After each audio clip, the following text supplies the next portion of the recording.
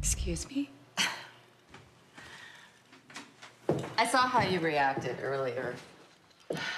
I know what it's like when you're just starting out and you think you have all the time in the world. And, you know, you're not going to be so young forever. Have kids. Then you'll be creating something together. This is all just setting. Darren Aronofsky's new thriller, Mother, starring Jennifer Lawrence and Javier Bardem, hits theaters this weekend, and it's getting a lot of pre-buzz. For more on this and other new releases, let's bring in film critic Richard Krause. Richard, a lot of talk about this film. There sure is. I mean, it's got American Sweetheart, Jennifer Lawrence starring in it, you know, of the Hunger Games and Joy and all sorts of very different other kinds of movies than this one. So this is Darren Aronofsky, and he is never one to cater to an audience. So movies like Black Swan and Requiem for a Dream and Noah kind of demand that you follow along in his wake. And this movie, I think, is probably the biggest and most glaring example of that. So you have Jennifer Lawrence and Javier Bardem. They are a married couple. He's been married before. They were living in the house that he once lived in, but had burned down, or mostly been damaged by fire, a fire that killed his first wife.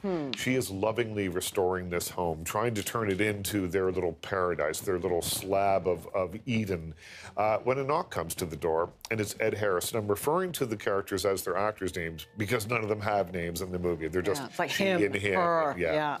And so Ed Harris comes to the door, and it's kind of a weird little visit. He thinks it's an inn or a hotel of some sort because it's so big. And Javier Bardem says, come on in, stay the night. Then things turn weird. The next day, Ed Harris's wife, Michelle Pfeiffer, shows up. The next day after that, their two sons show up. And from that point, the movie is so off the rails, I will not even describe what happens after that. It becomes kind of a version of Jennifer Lawrence's own revelations, like some Old Testament stuff, starts to happen almost right away. So it's ripe with biblical allegories. It's a movie that I think is kind of like, you know, a mirror. So you will see what you want to see in it while you're watching it.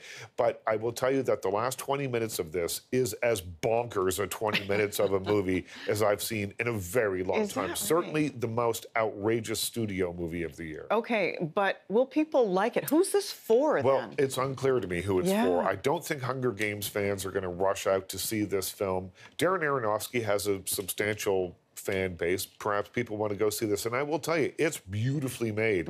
He's trying to create a sense of tension, a sense of queasiness, and that's all in the filmmaking. And he pulls all that off. It's just a rough watch. I gave it 3.5 stars because it's so beautifully made. But I would never sit through this again. Wow. Wow. What a... Okay, now I want to see it, but now I don't want to see it. So thanks for that. Quickly about our other movie we're going to talk about this weekend. American Assassin. This is based on a #1 best-selling book. You've got Dylan O'Brien as a young guy. They're on a beach, and when we first meet him, he's with his girlfriend. Things are going really, really well. He says, will you marry me? She says yes. And then a terrorist attack happens, and she is killed, filling him with revenge and a need for vengeance. He trains himself as an MMA fighter. He learns to throw knives, shoot guns. The CIA recruits him and puts him under the mentorship of a Cold War veteran played by Michael Keaton. This movie, from that point on, from that harrowing opening, which I think strikes such a chord with us because it is something that we've seen in the news. We've certainly heard about this. It's timely.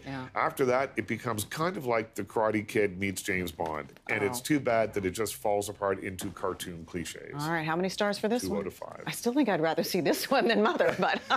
Mother is tough going, but I mean, some people will love it, others will absolutely hate it.